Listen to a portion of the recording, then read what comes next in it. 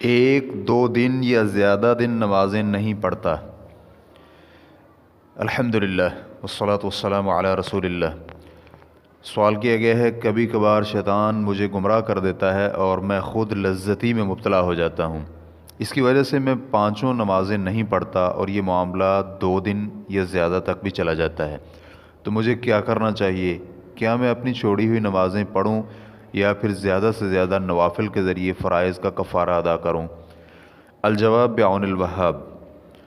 سب سے پہلے تو آپ یہ قبیح ترین حرکت ترک کریں، یہ آپ کے مقام کے لائق نہیں ہے اور نہ ہی مروت اس کام کی اجازت دیتی ہے۔ ہم اس عمل کے حرام ہونے کے متعلق دلائل سوال نمبر 329 میں ذکر کر رہے ہیں۔ اسی طرح نمازیں ترک کرنے کی وجہ سے آپ پر توبہ کرنا بھی ضروری ہے، کیونکہ نمازیں ترک کرنا کبیرہ گناہوں میں شامل ہے، بلکہ بہت سے اہل علم تو اسے کفر بھی کہتے ہیں۔ اس گناہ سے توبہ اس طرح ہوگی کہ آپ اس گناہ کو ترک کر دیں، سابقہ کیے ہوئے گناہ پر ندامت اختیار کریں اور آئندہ کبھی بھی اس حرام کام کے نہ کرنے کا عزم کریں۔ آپ زیادہ سے زیادہ نفل نمازوں کا اہتمام کریں تاکہ نفل آپ کی ترک کردہ نمازوں کا بدل بن سکیں۔ رسول اللہ صلی اللہ علیہ وسلم کا فرمان ہے، سب سے پہلے روز قیامت لوگوں سے جس عمل کا حساب لیا جائے گا وہ نماز ہے۔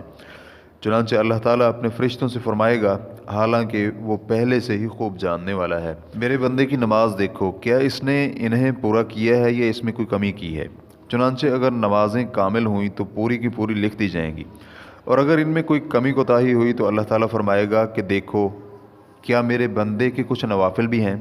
اگر نفل ہوئے تو وہ فرمائے گا کہ میرے بندے کے فرضوں کو اس کے نفلوں سے پورا کر دیا جائے، پھر اسی انداز سے دیگر تمام اعمال لیے جائیں گے۔ اس حدیث کو ابو داؤد حدیث نمبر 864 نے روایت کیا ہے۔ ہم اللہ تعالیٰ سے دعا گو ہیں کہ اللہ تعالیٰ ہمیں اور آپ کو اور تمام مسلمانوں کو معاف فرمائے اور عافیت سے نوازے، دین پر ثابت قدم رکھے۔ واللہ تعالی اعلم۔